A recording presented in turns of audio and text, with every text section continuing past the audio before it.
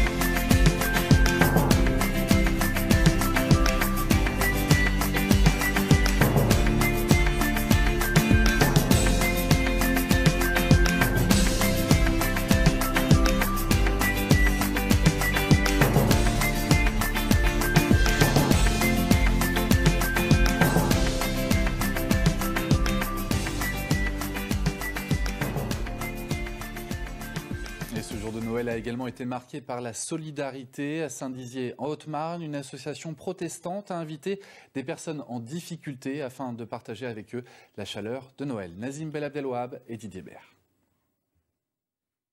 Au menu, foie gras en entrée, suivi d'un sauté de dinde au marron, riz au curry et poêlé de légumes à la forestière.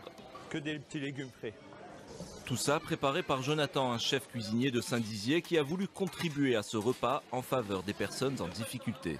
J'ai l'impression d'avoir eu un Noël en famille avec d'autres personnes, malgré qu'ils n'aient pas forcément les moyens de se le payer. Un sauté de dinde au marron, tout le monde ne mange pas ça, ça reste du simple. Un repas festif, on trinque, on échange, entouré d'enfants, des familles dans la précarité réunies pour partager ce moment. Le repas représente beaucoup pour nous. C'est Noël, on est tous ensemble, on partage ce repas tous ensemble, c'est bien, voilà, on est tous contents. D'autres enfants qui se connaissent et puis on voit la mixité, donc ici il n'y a pas de jugement, il n'y a rien, donc c'est surtout ça. Et pour qu'ils profitent pleinement de la fête, les enfants ont eu droit à quelques animations comme cet atelier dessin ou des jeux de société. Avant le moment tant attendu, la distribution des cadeaux personnalisés, chaque bambin a eu droit au sien. C'est des familles effectivement avec des enfants et c'est aussi ce choix qu'on a fait d'organiser le repas de Noël le temps de midi aussi pour pouvoir permettre aux familles avec les enfants, quel que soit leurs âges, de pouvoir profiter de la journée. Organisé par une association protestante de Saint-Dizier qui s'est basée sur d'autres associations dans le social, celle-ci pour inviter une centaine de convives.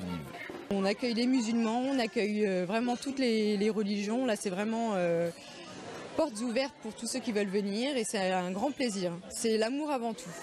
L'amour et la joie de donner à des personnes isolées pour qu'elles aussi puissent profiter d'un joyeux Noël et repartir avec de beaux souvenirs.